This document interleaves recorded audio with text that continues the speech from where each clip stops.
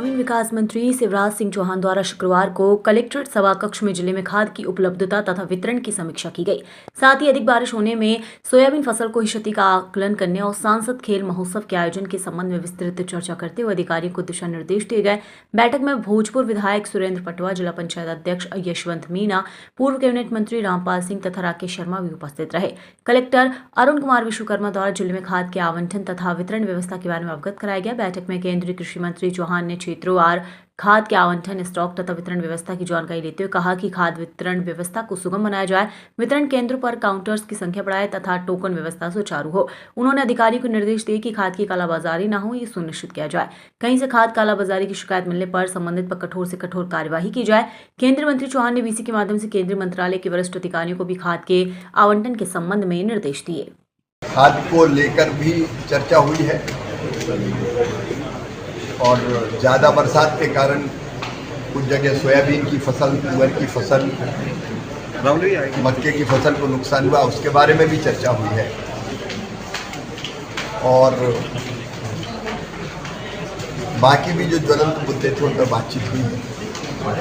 आज की बैठक में हमने खाद के आवंटन का काम फर्टिलाइजर मिनिस्ट्री करती है, उनको भी जोड़ा था, कृषि विभाग को भी जोड़ा था, भोपाल से भी अधिकारी जोड़े थे। यहाँ खाद एनपीके पर्याप्त मात्रा में उपलब्ध है। डीएपी भी अब लगातार आ रहा है। रोज रैक्स प्लान है, तो लगभग रोज रैक्स आएंगी। उनमें कहाँ कितनी और ज़रूरत है उसका भी आकलन किया है।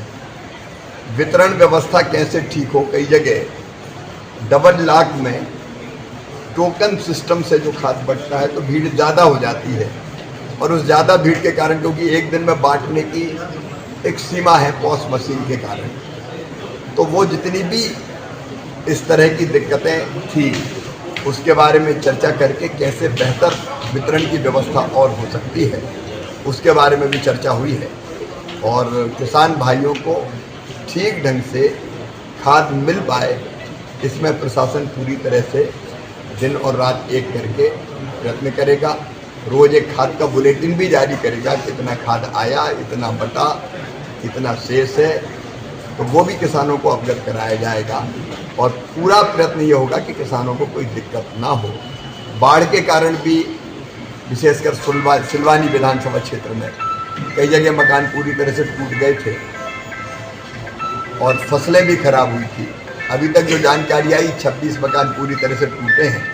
उनका प्रस्ताव आएगा तो प्रधानमंत्री आवास योजना के अंतर्गत उनको मकान नया देने की राशि की व्यवस्था की जाएगी। आंशिक नुकसान में भी यहाँ प्रदेश की सरकार ने किसानों के खाते में पैसा डाला है, लेकिन एक हमारी चिंता है, फसलों में अगर नुकसान हुआ तो उसका ठीक से सर्वे हो जाए।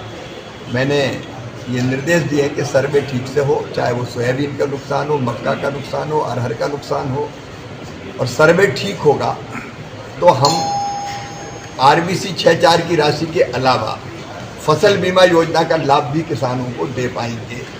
तो आज ये फिर से हुआ कि एक बार फिर ये देख के सैटेलाइट सर्वे जो होता है रिमोट सेंसिंग का, उसमें सोयाबीन का नुकसान उतना नहीं आ पाता, इसलिए क्रॉप कटिंग एक्सपेरिमेंट के माध्यम से भी जो नुकसान हुआ है उसका सर्वे करके दोनों तरह के प्रयत्न किए जाएंगे। आरबीसी 6.4 के अंतर्गत राज्य शासन अपनी तरफ से मदद करेगा और प्रधानमंत्री फसल बीमा योजना के अंतर्गत ठीक ढंग से सर्वे होकर पहुंच जाए तो उसके अंतर्गत भी फसल बीमा योजना की राशि किसानों को मिल जाए, उस बात का प्रयत्न किया जाएगा। तो जो बहुत ज्वलंत समस्याएं थी आज उस पर चर्चा की।